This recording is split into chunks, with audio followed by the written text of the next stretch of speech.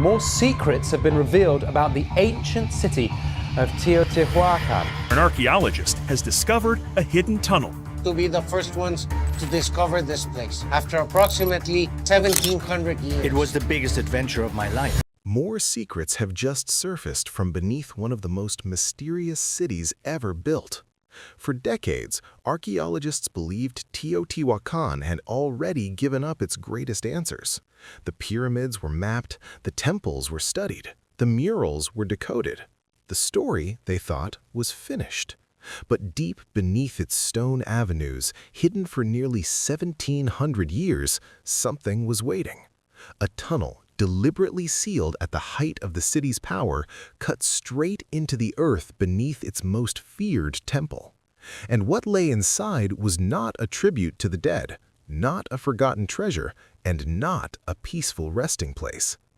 Those who first entered described it as unsettling. Objects placed with disturbing precision, materials never meant to be touched again, and signs that whoever built this city didn't just abandon it, they locked something away. Teotihuacan has long been called the City of the Gods, a place so vast and silent that even the Aztecs believed humans could not have built it. But this discovery forces a darker question. What if the gods were never the reason this city existed? And what if the structures above ground were only part of the story, hiding something far more terrifying below? When Spanish explorers marched into the highlands of central Mexico in the early 1500s, they expected villages, farmland, and easy conquest. Instead, they came face to face with ruins that didn't make sense. Rising from the landscape was a city of massive pyramids and endless stone avenues, abandoned yet intact, silent yet overwhelming in scale. It looked less like a ruin and more like a place frozen in time. Even hardened soldiers were left unsettled by what they saw. The most disturbing part wasn't just the size of the city. It was the fact that no one claimed it. The Aztecs, who ruled the region, openly admitted they were not its builders. They said the city had already been ancient when their ancestors arrived. They called it Teotihuacan, the city of the gods, believing only divine forces could have raised monuments so perfectly aligned and so impossibly large. To them, the place was sacred, but also dangerous. A city inherited, not created. A city respected, but never truly occupied. That fear lingered for generations. Rituals were performed there, but the ruins were never rebuilt or altered. Something about the city made even powerful empires keep their distance. And that hesitation wasn't just superstition. Because the deeper historians looked, the clearer it became that Teotihuacan wasn't simply abandoned.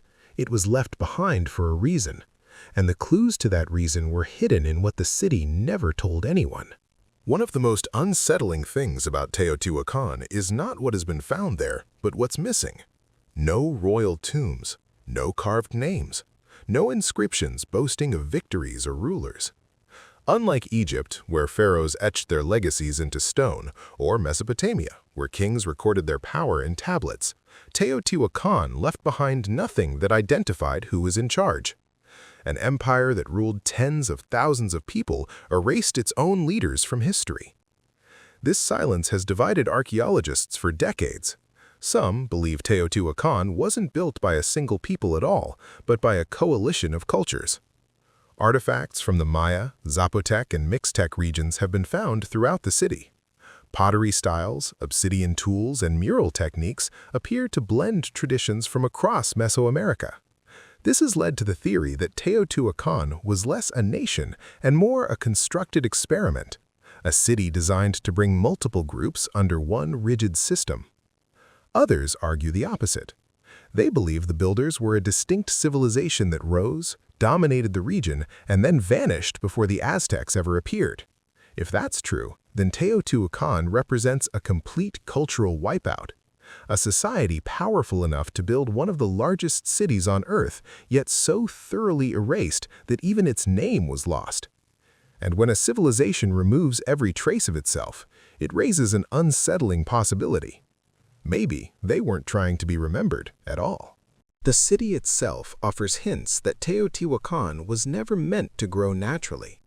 At its center ran a massive stone road later called the Avenue of the Dead, stretching for more than 2 kilometers through the heart of the city. Temples, plazas, and ceremonial platforms lined its length in precise order. Nothing about it felt accidental. Every structure faced a calculated direction, as if the entire city had been laid out according to a single, unchanging plan. Studies of the site revealed something even more unsettling. Teotihuacan wasn't aligned for beauty or convenience, but for the sky. Its buildings track the movement of the sun, the stars, and key celestial events with disturbing accuracy. Entire neighborhoods were arranged in rigid grids, repeating the same layout again and again. This level of urban planning appeared centuries ahead of anything else in the region. There was no visible evolution, no trial and error. The city emerged fully formed, as if the design had been decided long before the first stone was placed. Beneath the elegance, however, was something darker.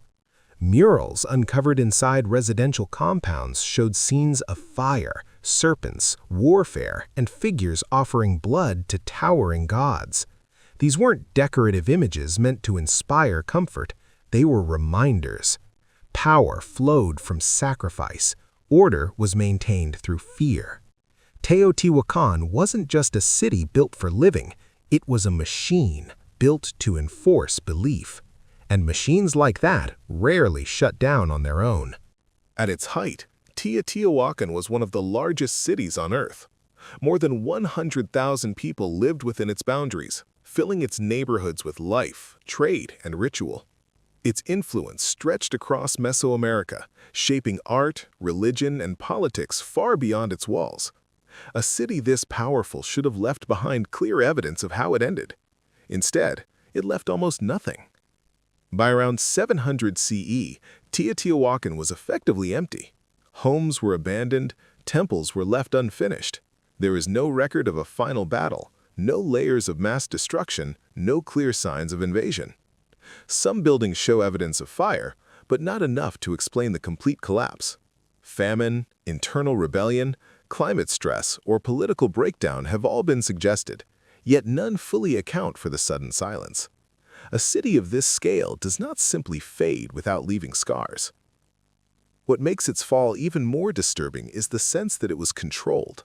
Certain elite structures appear to have been deliberately damaged, as if power was intentionally dismantled from within. The people didn't just flee in panic, they withdrew. Whatever brought Teotihuacan to an end didn't look like chaos, it looked like a decision. And centuries later, when humans returned to uncover its remains, they would unknowingly repeat a different kind of destruction. Rediscovery of Teotihuacan in the 19th century brought both wonder and tragedy.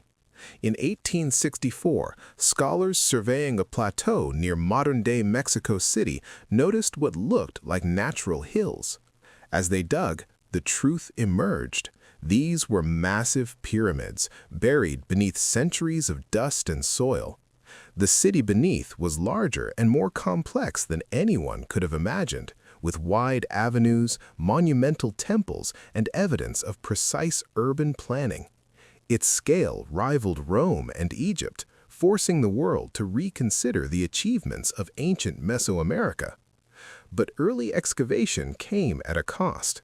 By the early 1900s, Leopold Batras, a self-taught archaeologist, was put in charge of restoring the Pyramid of the Sun. Instead of careful preservation, he stripped away nearly 6 meters of stone from the outer layers. In the process, countless carvings, sculptures, and inscriptions were destroyed. Evidence that might have revealed who built the city, how it functioned, or why it collapsed was erased forever. Scholars today describe his work as one of the greatest archaeological losses in Mexico. Rumors still linger about Batras's motivations. Some suggest he was pressured or bribed to remove evidence of darker aspects of Teotihuacan's past. Whether true or not, the damage is undeniable. Yet not everything was lost. Some structures, buried deep enough, escaped his reckless hands. Among them was a temple that would later become the key to unraveling the city's most terrifying secrets, the Temple of the Feathered Serpent. At the heart of Teotihuacan stands the Temple of the Feathered Serpent, one of the most striking and intimidating monuments in the ancient world. Its outer walls are lined with rows of enormous stone heads, each carved in the likeness of a serpent with feathers curling around its face. To anyone approaching in ancient times, the effect would have been overwhelming. Dozens of eyes seemed to watch from every angle, daring intruders to come closer, warning them that this was no ordinary temple. The deity honored here, Quetzalcoatl, was both revered and feared. In some traditions, he was a teacher who brought knowledge of agriculture, astronomy, and calendars. In others, he was a destroyer who demanded offerings of blood to maintain cosmic balance. This duality meant devotion carried a price. Blessings were possible, but failure could be deadly. Legends even suggested he had arrived from across the sea, traveling in a boat without paddles. Whether symbolic or literal, the stories made clear that this was a figure who blurred the line between human and divine. Rituals at the temple reflected that fear and reverence. Historical accounts describe victims laid upon stone platforms while priests removed still-beating hearts, offering them to the god as sustenance. Some individuals reportedly volunteered for this fate, convinced that dying for Quetzalcoatl was the ultimate honor. To the Aztecs who came later, the temple seemed proof that humans alone could never have built such a place. The grandeur of the feathered serpent carried with it a shadow, a reminder that devotion demanded obedience and that the cost of defiance could be death. And yet, archaeologists would eventually discover that the temple's greatest secrets were not carved into stone or painted on walls. They lay hidden beneath the surface, sealed away for nearly 2 millennia. It wasn't until the early 2000s that the true mystery beneath the Temple of the Feathered Serpent began to reveal itself. Heavy rains had caused a small section of ground near the temple to collapse, forming a sinkhole. When archaeologists investigated, they discovered a void beneath the surface, something that modern instruments confirmed was not natural. It was a sealed tunnel, stretching nearly 100 meters into the earth, deliberately hidden by the builders almost 1,800 years ago. The excavation was led by Mexican archaeologist Sergio Gomez, who approached the discovery with a mix of excitement and caution. As his team cleared the entrance, the scale of the engineering became clear. The corridor was not a simple crack in the ground, it was carefully constructed. The floor was smoothed, the walls reinforced, and traces of pigments hinted at decoration or symbolic intent. Branching chambers suggested a plan far larger than initially imagined, and many sections were packed with debris, deliberately making progress difficult. The atmosphere inside the tunnel was heavy, almost oppressive. Gomez himself described moments where the ceiling seemed to send a warning, "Do not open this." And yet, the team pressed forward. Every step revealed that the builders had gone to extraordinary lengths to hide and protect whatever lay inside. This was not a tomb meant to honor the dead. It was something else entirely. A sealed space with a purpose that demanded centuries of secrecy. What the team would find as they moved deeper into the tunnel would challenge everything previously known about Teotihuacan and raise questions that remain unanswered to this day. As the archaeologists advanced deeper into the sealed tunnel, they discovered that it was filled with thousands of ritual offerings arranged with an eerie precision.